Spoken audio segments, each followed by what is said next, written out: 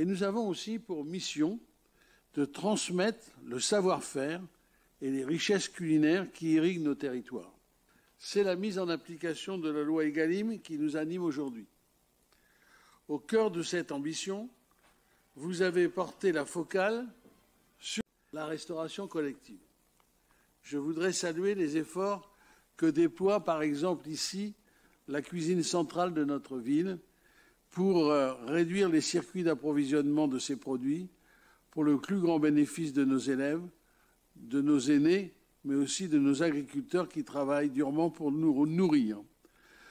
De nombreuses communes de l'agglomération ont souscrit un partenariat avec Bio en Hauts-de-France et APROLOCAL pour améliorer encore l'approvisionnement local. La mise en régie des restaurations scolaires a connu une accélération depuis 2018. La loi Egalim a accompagné ce phénomène. Nous avons, en ce qui nous concerne, dès 2014, envisagé d'étendre ce mode de gestion à l'ensemble des communes de l'agglomération en mutualisant le service que nous pouvions éventuellement fournir à partir de notre cuisine centrale. C'est dire que notre responsabilité est importante et que je suis certain que nous serons, vous serez tous à la hauteur du défi qui est devant nous. Notre nourriture, c'est aussi notre culture et c'est aussi le fruit de notre travail. Pour la profession agricole, ça se voit très directement, mais c'est le cas aussi pour la transformation et pour la distribution ou la préparation des repas. Mais l'alimentation, c'est aussi une question de santé. Et je vais à mon tour citer quelqu'un de bien connu, Hippocrate, qui déjà en 450, avant Jésus-Christ, disait que l'alimentation soit ta première médecine. Effectivement, en Hauts-de-France, nous sommes particulièrement concernés, puisqu'une étude montre que 20% des actes médicaux ont un rapport direct à notre alimentation. Et malheureusement, les indicateurs régionaux ne sont pas favorables, sont même les plus dégradés des régions de France, ce qui explique l'urgence de travailler le sujet, l'urgence de tenir des réunions comme nous le faisons cet après-midi. Enjeu alimentaire, enjeu social également. Et les crises récentes, là aussi, le montrent. L'inflation des produits alimentaires a été au cœur des médias pendant un certain temps. Le sujet s'est un petit peu atténué, mais malgré tout, le montant moyen que les ménages consacrent à l'alimentation est un sujet que nous évoquons très très régulièrement, surtout avec la profession agricole.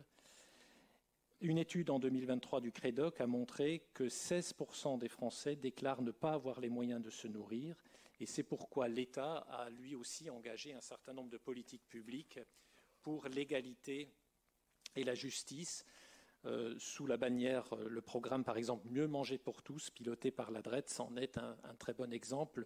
Il a été déployé au niveau régional et tous les élus, tous les responsables sont appelés à poursuivre les efforts dans cette coordination de l'aide alimentaire et de la dignité d'une alimentaire équitable et de qualité pour tous.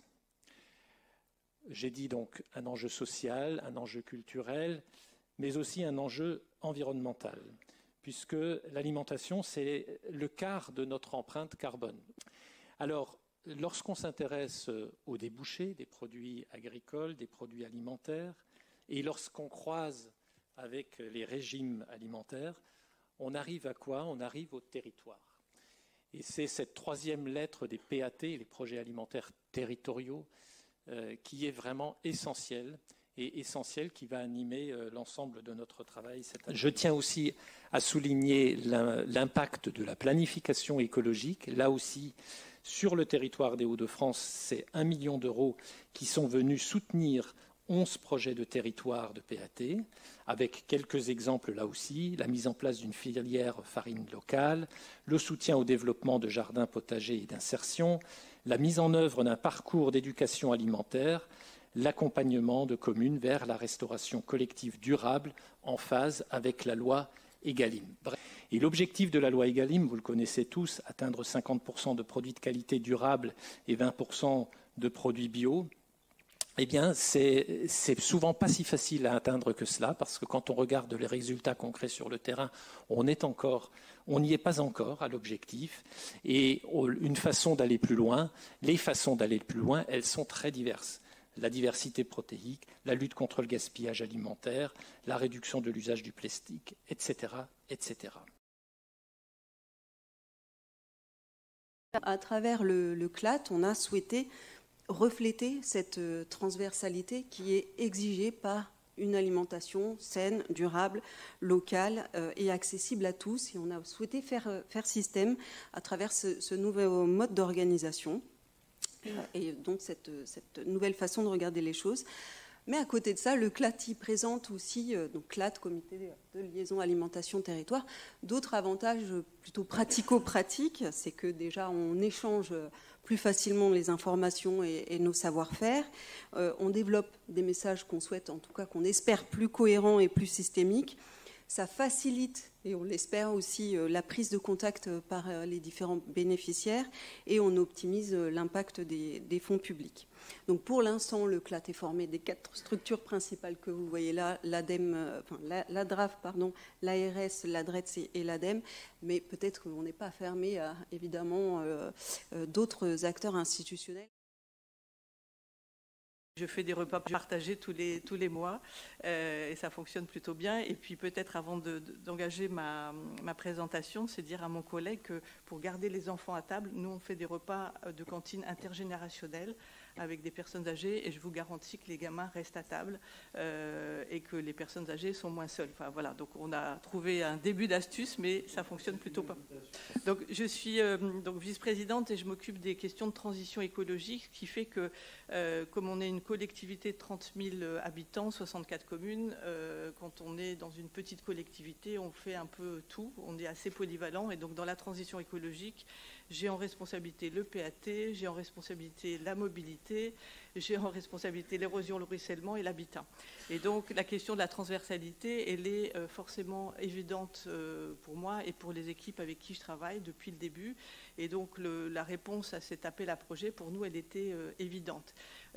On avait déjà travaillé bien avant, effectivement, et je trouve que c'est intéressant la présentation du CLAT, de montrer comment les organismes travaillent ensemble, parce que pour nous, ça donne aussi de la lisibilité, c'est aussi de la facilité. Donc je vous remercie pour ce travail-là. Mais on avait déjà travaillé, le contrat local de santé qu'on va signer, je pense, c'est vendredi prochain, au Sud-Artois, intègre déjà des fiches dans lesquelles il y a des liens avec le PAT sur les questions de santé et sur la question aussi de mobilité. Donc nous, on est sur un défi, oui c'est comme ça que c'est indiqué, défi intervillage, donc 64 communes, c'est aussi des petites communes, hein, la plus grosse c'est 4000 habitants, donc voilà, et après on est sur des confettis répartis sur un territoire assez large, et donc comme mes collègues, on est sur un territoire extrêmement rural. Voilà. Donc notre engagement dans le PAT depuis maintenant assez longtemps, on a démarré avec un régal, hein, et je regarde l'ADEME et je le remercie parce que c'est le régal qui nous a fait démarrer et atterrir dans le PAT. On a, et avec l'aide de l'ADRETS aussi dernièrement, avec les questions plutôt solidaires, hein, de lutte contre la précarité alimentaire, initié beaucoup d'actions aujourd'hui. Et c'est vraiment ce terreau fertile sur lequel on appuie notre projet de défi intervillage. Alors, le défi, c'est tout simple, hein, c'est l'idée sur 3 années, puisqu'on a un projet sur 3 ans, de recruter un animateur, de co-construire les conditions du défi, de le réaliser en 2e année, et puis de regarder en 3e année ce que ça a produit comme effet, éventuellement de regarder aussi la pérennité. Et ce que je voulais dire, c'est que, en fait, pour construire le défi, on n'aurait pas pu le construire il y a 3 ans. On le construit aujourd'hui parce qu'on a déjà avancé sur un certain nombre de sujets en matière de PAT, de contrat local de santé et de mobilité. Par exemple, nous, on est en train de terminer notre schéma cyclable, donc on va avoir des actions qui vont être communes avec l'ensemble des techniciens sur ce sujet-là. Donc pour moi, c'est vraiment transversalité. Ce qui nous anime aussi, c'est la mixité, c'est-à-dire que effectivement, il faut viser des publics cibles hein, quand on pense aux familles monoparentales, mais nous, d'emblée, on a décidé de ne pas non plus miser sur les personnes précaires et de faire des choses spéciales pour elles, mais de les inviter dans des groupes un peu plus larges.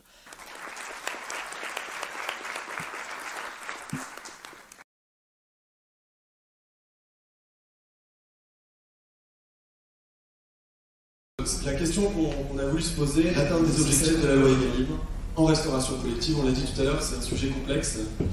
Et en plus, vous avez le souhait, pour tous les élus qui sont présents dans la salle, j'en suis sûr, de combiner ces objectifs de la loi Egalim avec un approvisionnement local. Et donc c'est encore plus difficile de combiner ces deux enjeux.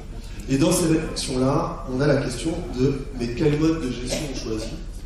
Est-ce qu'on va en gestion directe, c'est-à-dire est-ce qu'on est responsable de l'ensemble des processus de la restauration collective, donc on recrute le personnel, on le forme, etc., on l'entendra tout à l'heure, ou est-ce qu'on fait appel à un prestataire qui va gérer toute ou une partie de cette restauration?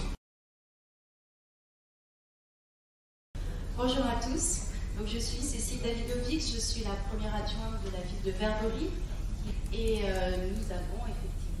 nous sommes lancés dans le grand projet de récupérer notre cantine en régie Galim. Donc en 2015, nous avons eu notre centre de restauration scolaire qui s'est construit sur Verberie, puisqu'avant les enfants allaient déjeuner au collège, les petits et les grands, voilà, ils allaient tous au collège. Donc il y a eu la création d'un centre de restauration scolaire et d'avoir recours à un prestataire. Un prestataire qui est venu quand même faire la cuisine sur place, donc nous avions déjà un niveau de repas qui était déjà assez élevé puisque nous avions des exigences assez poussées pour évidemment respecter la loi Egalim, mais aussi aller plus loin. Notre cantine était surdimensionnée par rapport aux 200 repas que nous servions par jour. Nous avons été amenés à réfléchir sur la récupération de notre cuisine en régie. Et vraiment le côté positif de ce choix a été de maîtriser en fait l'ensemble du processus. Nous avons l'opportunité, nous allons avoir l'opportunité de faire la cuisine pour d'autres communes. Et nous arriverons petit à petit à servir 600 repas. Et du coup avec augmenter le nombre de personnes qui travailleront dans la cuisine.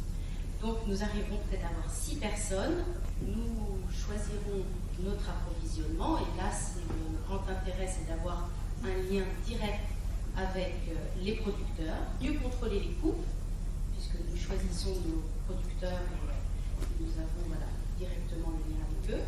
Nous sommes aidés par l'agglomération de Compiègne avec un poste de diététicienne et un poste d'intervenante hygiène alimentaire. Ça c'est bien pour toutes les communes de l'Arc, c'est une aide vraiment importante. On y met beaucoup de cœur et parce que nous pensons à nos enfants et nous sommes très heureux aussi de justement apporter les repas pour d'autres communes de l'agglomération. Donc Marny-les-Compiègnes, c'est une commune de 8500 habitants, située donc en périphérie de Compiègne. Notre ambition, c'était vraiment que ce soit un projet qui soit co-construit avec l'ensemble des partenaires, donc parents délégués, personnel de cantine, personnel communal, enseignants. Nous travaillons avec 6 producteurs locaux. Alors quand je dis locaux, c'est vraiment local puisque c'est de l'Oise, qui fournissent donc notre cuisine, que ce soit en viande, en légumes, en fruits, en laitage.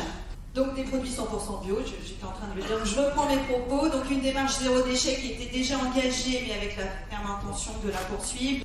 Et pour cela, nous avons été aussi très bien accompagnés. Et l'accompagnement, l'ingénierie extérieure est importante.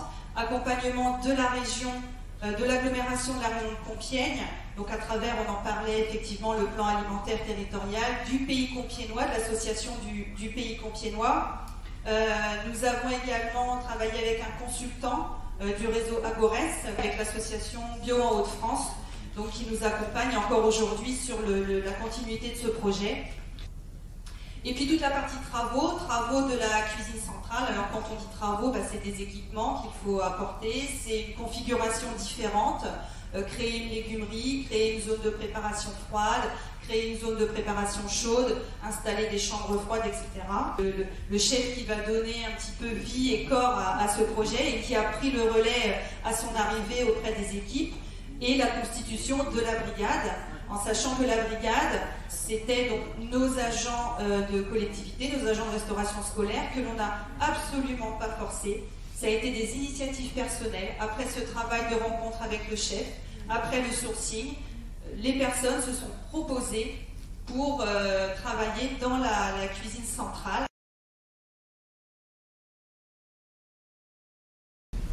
Alors, moi je suis maire d'une petite commune qui s'appelle Genêt, dans le Nord, qui est dans la Pével-Carabobo.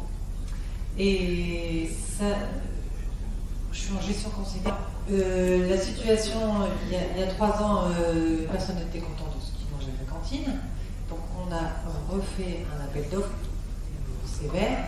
On travaille avec Happy Origine et on s'est fait aider par Aprobio pour faire le cahier des charges. Plutôt bien entouré. Très bien entouré.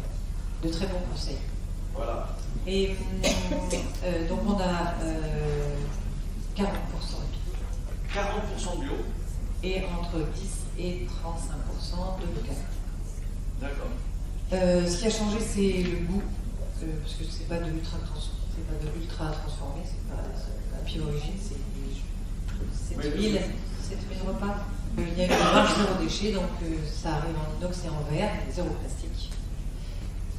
Pour moi, la restauration collective, c'est aussi un outil de transformation et d'aménagement du territoire. Alors, si la notre implication sur le territoire. C'est ça. Si la commande publique, elle peut entraîner une modification du territoire, donc moins de pesticides, donc moins de pollution de l'eau, donc moins, vous savez comment ça fonctionne.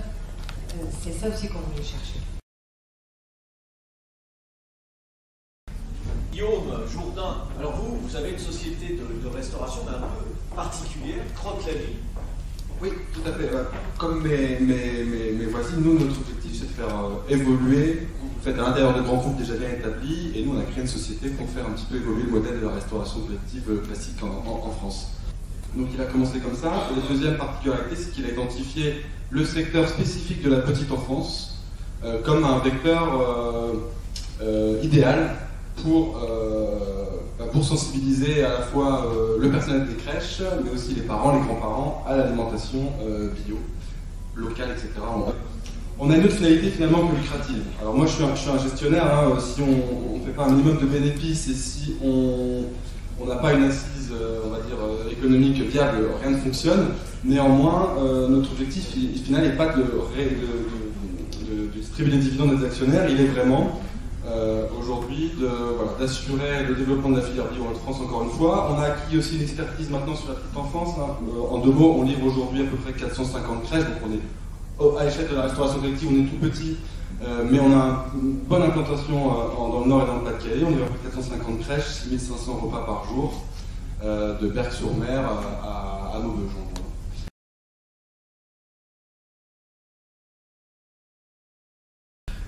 Je suis coordonnateur de 2 groupements d'achat, dont un groupement d'achat bio qui s'adresse à l'ensemble des établissements scolaires du second degré pour les Hauts-de-France.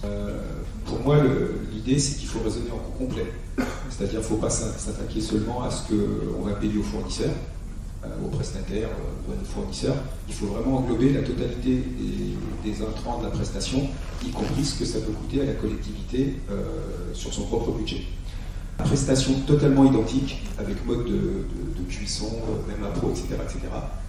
L'approvisionnement via une société de restauration coûtera plus cher, juste parce qu'on repaye la TVA sur les produits d'entretien, etc. La restauration en gestion directe ne cherche pas à maximiser les profits. Donc, automatiquement, le prestataire cherchera quelque part à faire une marge que nous, on ne fera pas.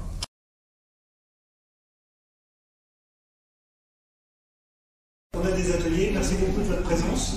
Merci beaucoup à nos équipes, donc bien sûr les équipes de la DRAF, mais aussi de l'ADEME, de la DREX. Et puis on va tout faire pour continuer avec les moyens qu'on aura en 2025.